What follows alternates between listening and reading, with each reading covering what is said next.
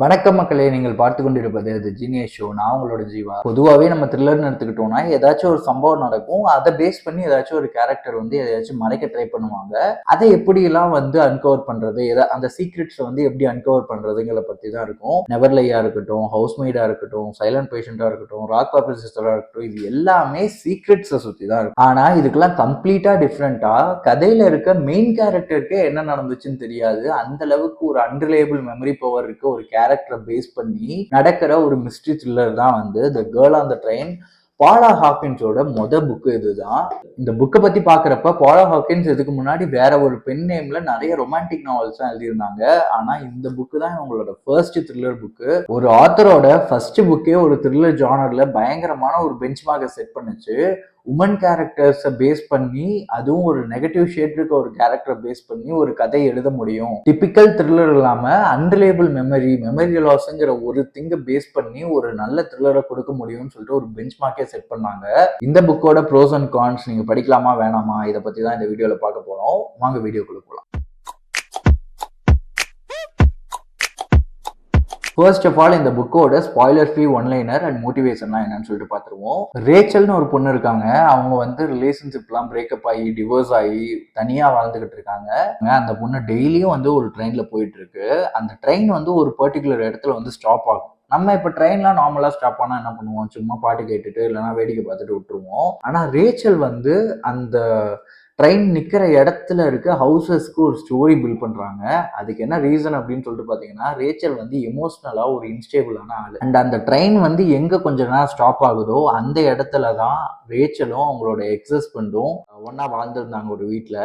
அந்த வீட்டில் இப்போ ரேச்சலை வெளியே அனுப்பிட்டு இன்னொரு ஒய்ஃபோட வந்து அவரோட ஹஸ்பண்ட் வந்து வாழ்ந்துகிட்டு இருப்பாரு. அதனால அந்த ரோ ஆஃப் ஹவுசஸை வந்து பார்த்துக்கிட்டே டெய்லி அப்சர்வ் பண்ணிட்டு போவாங்க. காலையில் போகிறப்பையும் சரி, ஈவினிங் வரப்பையும் சரி, அந்த இடத்துல அந்த ட்ரெயின் நிற்கும். அப்படி அவங்க அப்சர்வ் பண்ணிட்டு போகிறப்போ ஒரு ஸ்பெசிஃபிக் ஹவுஸில் ஒரு கப்புள் இருக்காங்க, ஒரு ஹஸ்பண்ட் அண்ட் ஒய்ஃப் அப்படின்னு சொல்லிட்டு இவங்களா நினச்சிக்கிறாங்க. அந்த 2 பேருக்கு இமேஜினரியாக ஒரு நேம்ஸ் வச்சு இவங்க இப்படி தான் வாழ்வாங்க, இவங்க காலையில் காஃபி போடுவாங்கன்னு சொல்லிட்டு ரொம்ப பர்சனலாக வந்து அதை அட்டாச் பண்ணிக்கிறாங்க. இது எல்லாமே வந்து ரேச்சலோட இமேஜினேஷன் தான்.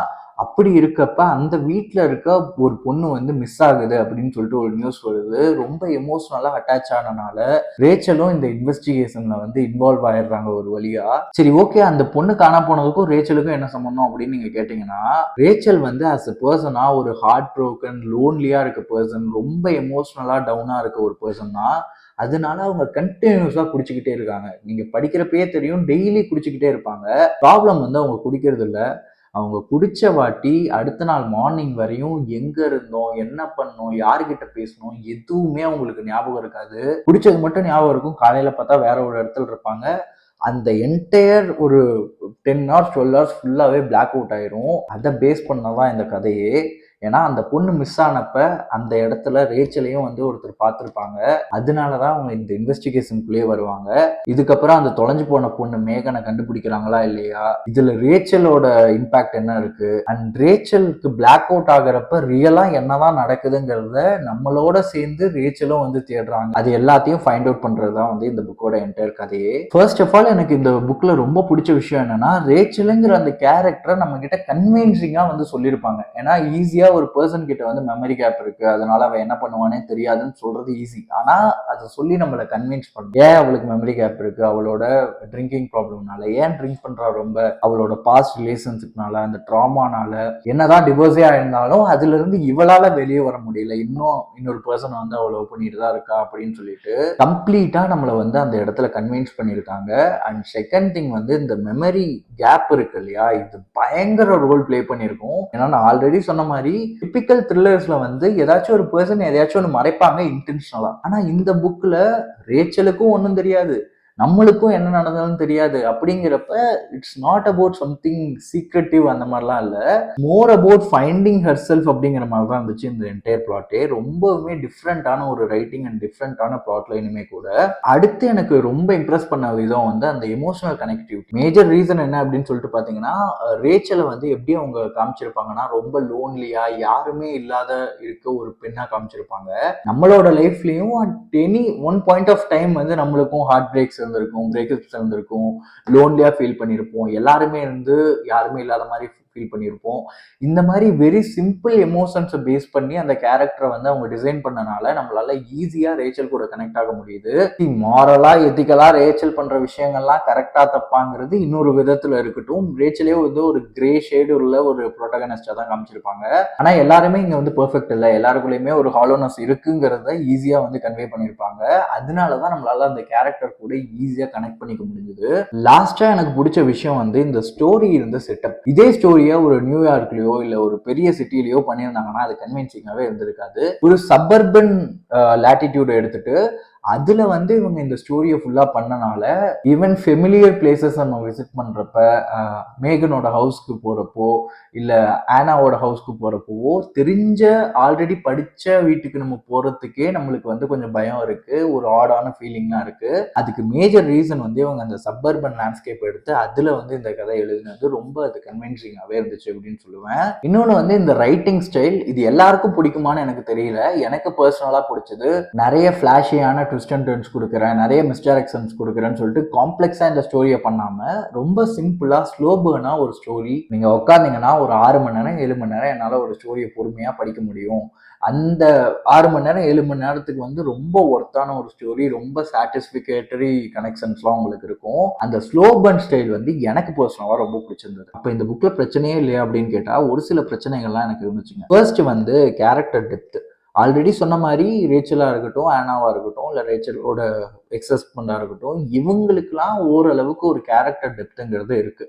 ஆனா அந்த காணா போன மேகன் பொண்ணோட பாய் ஃப்ரெண்ட் ஒருத்தர் இருப்பாரு, அவரோட தெரபிஸ்ட் ஒருத்தர் வருவாங்க, போலீஸ்லாம் இன்வால்வ் ஆவாங்க. இந்த மாதிரி மொத்தமாவே ஒரு 7-8 கேரக்டர்ஸ் தான். ஆனா இவங்க எந்த கேரக்டர்ஸ்க்குலாம் இந்த கதையில மோர் இன்வால்வ்மெண்ட் இருக்கோ அந்த கேரக்டர்ஸை டெவலப் பண்ண மாதிரி சைட் கேரக்டர்ஸை பெருசா டெவலப் பண்ணவே இல்லை. ஃபார் எக்ஸாம்பிள் ஒரு தெரபிஸ்ட் வருவாரு, அவரோட பேரு ஊர் மட்டும் தான் தெரியும், மற்றபடி அவர் எப்படிப்பட்ட பர்சன் அப்படிலாம் அவங்க வந்து இன்னும் டெப்தா எழுதியிருந்தாங்கன்னா இன்னும் நம்மளுக்கு கொஞ்சம் கன்ஃபியூசிங்கா இருந்திருக்கும். ஒரு கேரக்டரை வந்து நீ டெவலப் பண்ணாமே விடுறப்பயே எங்கேயோ பிசுறடிக்குது, இது சும்மா எண்ணிக்கைக்காக சேர்க்கப்பட்டதுதான், இவன் எதுவுமே பண்ண மாட்டாங்கிற மாதிரியே நம்மளுக்கு ஒரு தாட் வந்துருது. கண்டினியூஸா நீங்க த்ரில்லர்லாம் நீங்க படிச்சுக்கிட்டு இருந்தீங்கன்னா ஈஸியா சில கேரக்டர்ஸ்லாம் உங்களால வந்து எலிமினேட் பண்ணிட முடியும் அந்த டவுட்ல இருந்து. செகண்ட் வந்து இந்த புக்கோட எமோஷனல் டூல், பயங்கர ஒரு டார்க்கான ஸ்டோரி இது ரேச்சலை பத்தி. அதனால அந்த ஒரு ஹேட்ரட் இதெல்லாம் அதிகமா இருக்கனால அந்த எமோஷனல் டோல் வந்து உங்களுக்கு எடுத்துக்கிட்டே இருக்கும். நீங்களுமே வந்து இந்த புக் படிக்கிறப்ப ஹெவியா ஃபீல் பண்ணுவீங்க,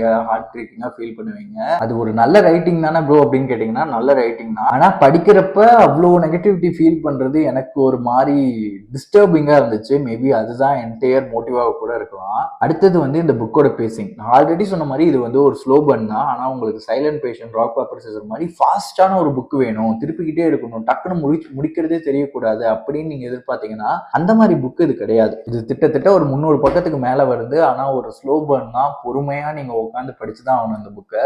அதுவும் இல்லாம இந்த மிட் ஸ்பேஸ்லாம் வந்து 2-3 கேரக்டர்ஸை பேஸ் பண்ணி இருக்கனால நிறைய சீன்ஸ் வந்து நம்மளுக்கு ரிப்பிட்டேட்டிவா ஃபீல் ஆகுது. ஃபார் எக்ஸாம்பிள் ரேச்சல் வந்து அவங்களோட மோனோலாக், அவங்களோட பெர்ஸ்பெக்டிவ்ல இருந்து தான் இந்த என்டையர் ஸ்டோரியே சொல்லுவாங்க.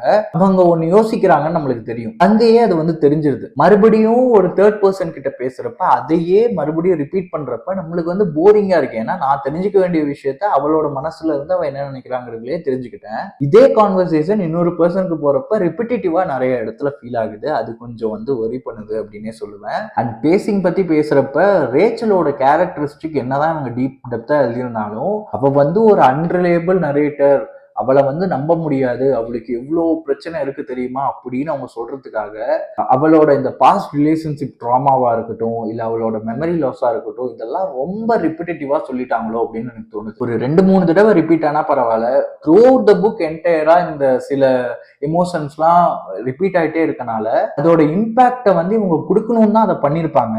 ஆனா அது ரிப்பிட்டேட்டிவா பண்றதுனால அது வந்து ரொம்ப ஆர்டிஃபிஷியலா எனக்கு பர்சனலா ஃபீல் ஆச்சு. இதுக்கு மேல இந்த புக்ல குறைன்னு சொல்றதுக்கு பெருசா எதுவும் இல்லை. ஸோ வேர்டிக்ட் என்ன அப்படின்னு சொல்லிட்டு பாத்தீங்கன்னா, அப்புறம் நான் இந்த ஃபாஸ்ட் பேஸ்ட் த்ரில்லர்லாம் படிச்சு எனக்கு போர் அடிச்சிருச்சு, அதனால எனக்கு வந்து ஒரு ஸ்லோ பேஸ்ட் த்ரில்லர் ஆனா ஒரு குட் ஸ்டோரி லைனோட நல்ல ஒரு சாட்டிஸ்ஃபைங் ரீட் எனக்கு ஒன்று வேணும் அப்படின்னா the girl on the train கண்டிப்பா படிங்க. பர்சனலா என்ன கேட்டீங்கன்னா நான் இதுவரையும் படிச்சதுலேயே ஒரு complete story line and complete different kind of writing இருந்த ஒரு புக் இதுதான். கண்டிப்பா உங்களுக்கு நேரம் கிடைச்சா வந்து இதை படிச்சு பாருங்க. நம்ம சைட்ல இருந்து அது ஒரு குட் ரெக்கமெண்டேஷன். அதே மாதிரி இந்த புக்கை நீங்க ஆல்ரெடி படிச்சிருக்கீங்கன்னா உங்களோட தாட்ஸை வந்து கமெண்ட் டவுன் பண்ணுங்க. நான் எதனா பாயிண்ட்ஸ் மிஸ் அவுட் பண்ணியிருந்தாலும் அதையும் சொல்லுங்க. இதே மாதிரி தீம்ஸ் இருக்க புக் எதனா இருந்தால் அதையும் ரெக்கமெண்ட் பண்ணுங்க. புக்ஸ் பத்தி நிறைய தெரிஞ்சுக்கணும்னா நம்மளோட சேனலை சப்ஸ்கிரைப் பண்ணிக்கோங்க அண்ட் இன்ஸ்டாகிராம்லயும் நம்மளை ஃபாலோ பண்ணிக்கோங்க. கைஸ், நெக்ஸ்ட் வீக் இன்னொரு நல்ல புக்கோட பார்ப்போம். பாய்.